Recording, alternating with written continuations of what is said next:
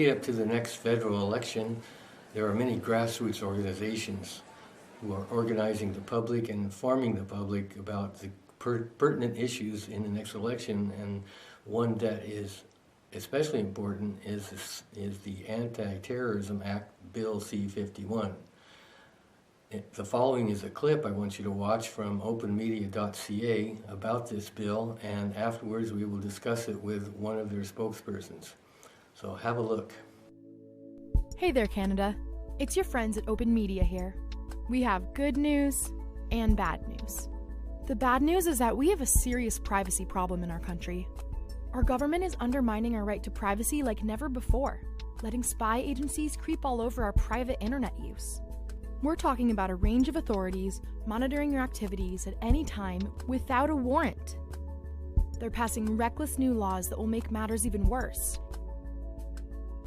They're trying to create a secret police force with the power to censor your free speech if they don't like what you say. They're spending billions of your taxpayer dollars on a spy palace. They think they need to keep an eye on you. That's right, you. More than 785,000 ordinary Canadians have been victims of breaches, despite having never broken the law. That's the bad news. Here's the good news. Tens of thousands of you spoke out and helped create our crowdsourced privacy report.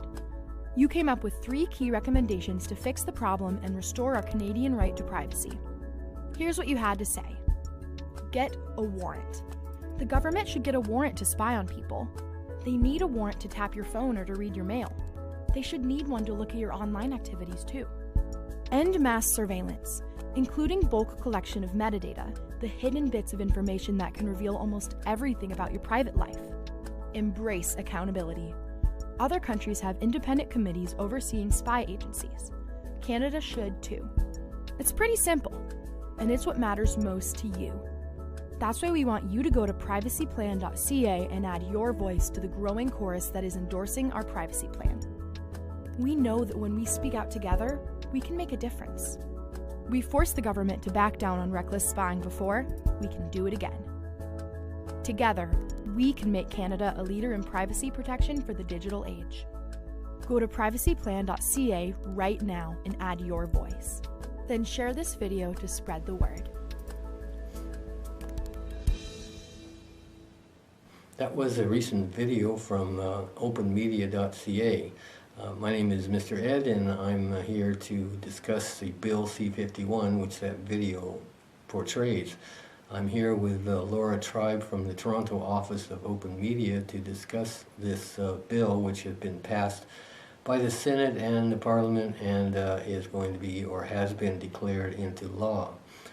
The upcoming election could portend the future of this bill because the several opposition parties have declared that they will repeal the bill if elected. So it's kind of an important issue for everyone to be aware of and to decide for themselves what is most important to them.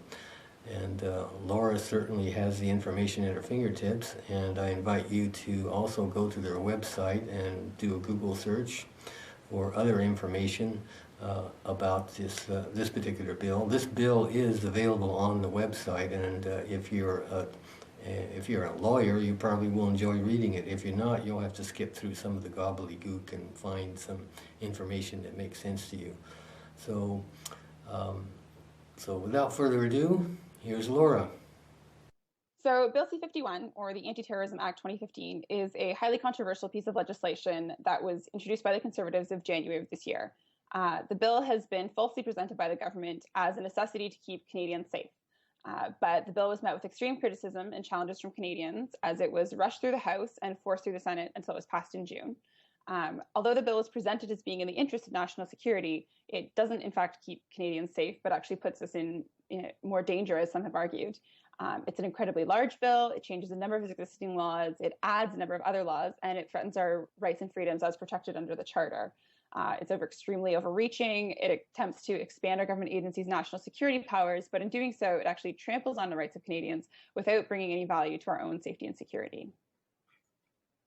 I read through a bit of the Act, and in Section 12.1.3, it says, The service shall not take measures to reduce a threat to the security of Canada if those measures will contravene a right or freedom guaranteed by the Canadian Charter of Rights and Freedoms or will be contrary to other Canadian law unless the service is authorized to take them by a warrant issued under Section 21.1. Should we feel fuzzy and secure with that statement in there?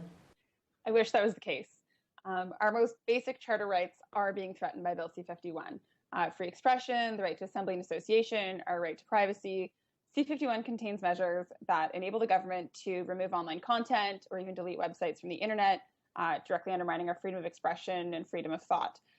But in addition to that, there are a number of sections within the bill that are really vaguely worded that have a lot of loopholes, I guess you could call them, for them to get around these charter rights. We've actually seen court challenges filed already against this bill in ways that it has violated our rights. So there are clearly very strong arguments to be made that this is a violation of our charter rights, and we'll have to wait to see how that plays out. But in the meantime, the wording of the bill is incredibly vague, and there are a number of ways that they can get around that it does still violate a number of our rights. Mm-hmm. Yeah, it is kind of vague because it says if it threatens security or the economic or the justice system in Canada, well, you know, that's pretty vague. So it could be, and if you have to fight that in court, a citizen doesn't have the resources that the government has, so it's not likely to be a successful, fair fight. One of the biggest problems with this bill I've heard is it has no oversight, and I also heard of the G8 countries who have similar legislation on the books. Canada is the only one without an authority to oversee what's happening under this bill. Is that true? Yeah, so the oversight for Canadian intelligence agencies at this point is CERC, which has been increasingly had its budget cut and has very little capacity to actually maintain and monitor the actions of the agencies that it oversees. With Bill C-51, what we've actually seen is that there is less oversight being enforced with this new legislation and a lot more information sharing that's taking place that requires that oversight. So not only does it further empower these agencies to act without a warrant or without needing those oversights and judicial processes that we would expect, but it also now allows up to 17 different government agencies to share your information without a warrant or without any need or cause. And without any oversight. So there's a lot of problems that are being already in existence that are being actually exacerbated by Bill C-51 with even less oversight and even less accountability to these agencies. Besides threats to Canada's well-being, this bill also covers threats to other countries as well. So let's say if you wanted to protest Israel's actions in the Gaza or U.S. drone strikes targeting civilians, it's conceivable you could be prosecuted under the auspices of this law. So it casts a pretty wide net. On May 30th of this year, I noticed that there was a large demonstration all across Canada, and Open Media has this information on their website, and I wonder if they were solely responsible for this or they had help from other groups.